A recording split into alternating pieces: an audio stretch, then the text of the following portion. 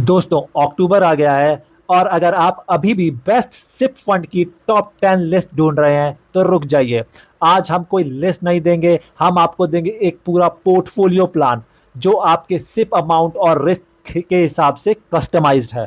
The economic time ने ये detailed analysis किया है और हम इसको करोड़पति मैथ की तरह सिंप्लीफाई करेंगे।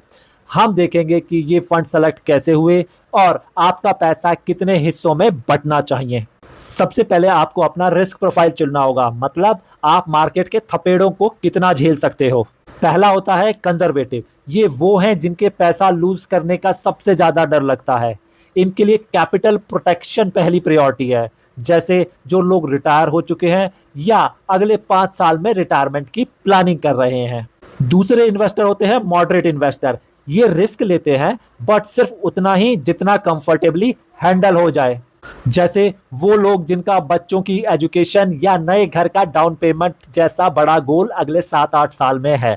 इन्हें स्टेबिलिटी और ग्रोथ का बैलेंस चाहिए होता है।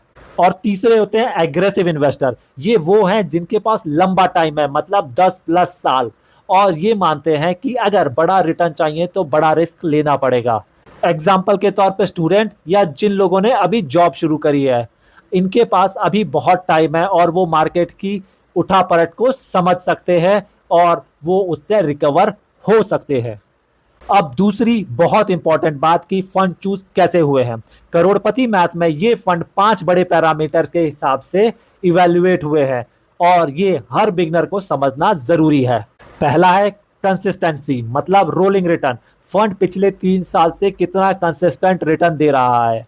दूसरा है डाउनसाइड रिस्क, जब मार्केट गिरता है तो आपका फंड कितना नीचे गिरता है। तीसरा है अल्फा, मतलब फंड मैनेजर ने रिस्क कंट्रोल करते हुए मार्केट से कितना ज्यादा रिटर्न कमाया। अगर कोई फंड इन तीनों टेस्ट में पास होता है और उसका AUM मतलब एसेट साइज भी ठीक है तो वो आपके पोर्टफोलियो में शामिल होने लायक है। अब देखते हैं आपका पैसा कितने हिस्सों में बंटना चाहिए। कंजर्वेटिव इन्वेस्टर को सेफ्टी के लिए अपना 10,000 सिप का 50% कंजर्वेटिव हाइब्रिड फंड में लगाना चाहिए, जैसे ICICI प्रूडेंशियल रेगुलर सेविंग, और बाकी का 50% लार्ज कैप में, जैसे Canara, Robeco, blue chip. For stability, hybrid fund debt में इन्वेस्ट करके आपके पोर्टफोलियो को गिरने से बचाते हैं। मॉडरेट इन्वेस्टर का पोर्टफोलियो बैलेंस्ड होता है। यहाँ आप लार्ज कैप से स्टेबिलिटी मतलब 40% और कंजर्वेटिव हाइब्रिड से कुशन मतलब 35% लेते हैं, लेकिन ग्रोथ के लिए आपको फ्लेक्सी कैप फंड में 25% इन्वेस्ट करना चाहिए। पराग पारिक फ्लेक्सी कैप जैसे फंड फ्लेक्सिबिलिटी देते हैं जो मॉडरेट इन्वेस्टर के लिए परफेक्ट हैं।